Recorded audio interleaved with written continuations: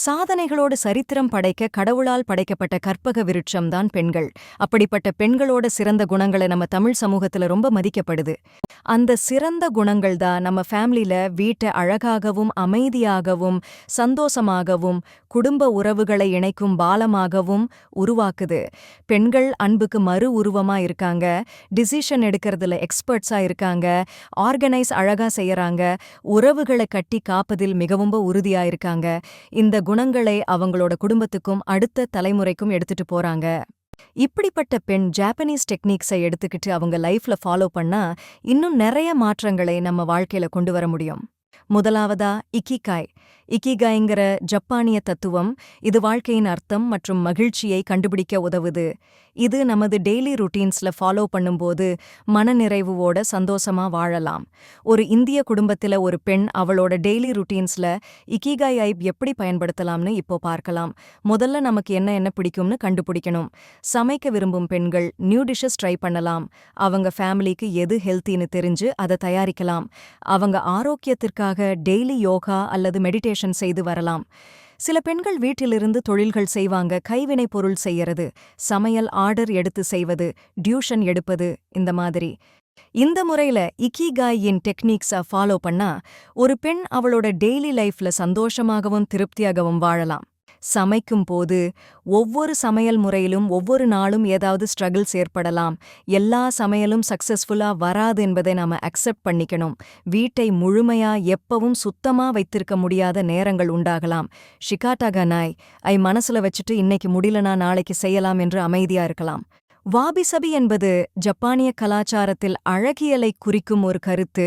இதுல ஒரு விஷயம் எப்படி இருக்கோ அதை அப்படியே ஏற்றுக்கொள்வது என்று அர்த்தம். இதை ஒரு பெண் எப்படி தன்னோட டெய்லி ஆக்டிவிட்டீஸ்ல பயன்படுத்தலாம்னு பார்க்கலாம். வீட்ல இன்டீரியர் டெக்கரேஷனுக்கு பணத்தை செலவு செய்யாம எப்படி இயற்கையா இருக்கோ அப்படியே ஏத்துக்கணும். வீட்டு வேலை செய்யும்போது ரொம்ப பெரிய ஸ்கில்ஸ் எல்லாம் தேவையில்லை. சின்ன சின்ன குறைகள் இருந்தாலும் அப்படியே நாம அக்செப்ட் பண்ணிக்க பழகிக்கணும். கமான் என்பதுக்கு தாங்குதல் அல்லது மற்றவர்களுக்கு அக்கறை காட்டும் வகையில் கஷ்டங்களை சகித்தல் என்ற அர்த்தம். இதன் மூலம் ஒரு பெண் தன் தினசரி பணிகள்ல எப்படி பயன்படுத்தலாம்னு பார்க்கலாம். சமையல் செய்யும்போது நிறைய சேலஞ்சஸ், ரெசிஸ்டன்ஸ் ஃபேஸ் பண்ணலாம். அதையெல்லாம் தாங்கி நாம ஃபுட் ப்ரிப்பரேஷனை அமைதியாக செய்யணும். ஏதாவது வேலை செய்யும் போது கூட ஏதாவது கஷ்டங்கள் வரலாம். ஹெல்த் இஷ்யூ இருந்தா கூட அதையெல்லாம் தாங்கி அந்த வேலையை முடிக்க நாம ட்ரை பண்ணணும். காய்சன்ங்கிற வார்த்தைக்கு continuous improvement or improvement through small and 4-ஸ்டெப் சேஞ்சஸ்னு அர்த்தம். இதை வச்சு எப்படி ஒரு பெண் தன்னோட வாழ்க்கையில உபயோகிக்கலாம்னு பார்க்கலாம். சமையல்ல ஏதாவது புது சமையல் சாதனங்கள்ல பயன்படுத்தி நம்ம சாப்பாட்டு ருசியை அதிகப்படுத்தலாம். வீட்ல சின்ன சின்ன சேஞ்சஸ் பண்ணி அதோட பியூட்டியை என்ஹான்ஸ் பண்ணலாம். எதையும் சிங்கிள் ஸ்ட்ரோக்ல சரி பண்ண போராடாம கொஞ்சம் கொஞ்சமா மாற்றத்தை ஏற்படுத்தலாம். ஷூஹாரி என்பது ஜப்பானிய பாரம்பரிய கலைகளில் பயன்படுத்தப்படும் ஒரு முறை. இது 3 ஸ்டேஜஸ்ல இருக்கிற லேர்னிங் அண்ட் டெவலப்பிங் ஸ்கில்ஸா குறிக்குது. ஷூனா ஃபாலோ பண்றது, ஹா பேட்டர்னா முறியடிக்கிறது, ரீனா செல்ஃப் ரிலையன்ஸ். இதை எப்படி ஒரு பெண் அவ வாழ்க்கையில பயன்படுத்தலான்னு பார்க்கலாம்.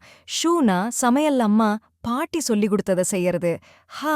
நம்மளோட இன்னோவேட்டிவ் புது ஸ்டைல் அதுல ஆட் பண்ணலாம். இது ரெண்டையும் கம்பைன் செய்து புது ஸ்டைல் கிரியேட் பண்ணலாம். நோ அவேர் என்பது உலகின் மெல்லிய மற்றும் மாறாத இயல்பை அப்படியே ஏற்றுக்கொள்வது.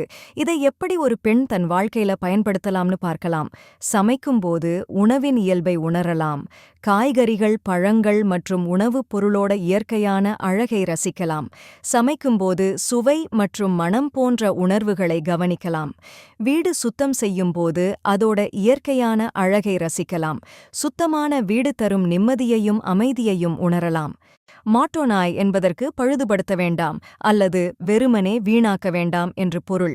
இதில் ஒவ்வொரு பொருட்களோட வேல்யூஸ் தெரிஞ்சு அதை சரியாய் பயன்படுத்தணும். ஒரு பெண் எப்படி இதை தன்னோட வாழ்க்கையில உபயோகிக்கலாம்னு பார்க்கலாம். வேண்டாத பொருட்களை ரீசைக்ளிங் செய்யலாம். வேண்டாத plastic containers DIY craft work செய்யலாம். ப்ரீவியஸ் மீல்ஸ்ல ஏதாவது ஃபுட் ஐட்டம்ஸ் மீதி ஆயிட்டா அதை ரீமேக் பண்ணி நியூ டிஷ்ஷா மாத்தலாம். பழைய யூஸ்ட் க்ளோத்ஸ் கிளீனிங் பர்பஸ்க்கு யூஸ் பண்ணலாம். இது மாதிரியான ஜாப்பனீஸ் டெக்னிக்ஸை உபயோகித்து நம்ம வாழ்க்கையில மனநிம்மதியோடு சந்தோஷமா வாழலாம்.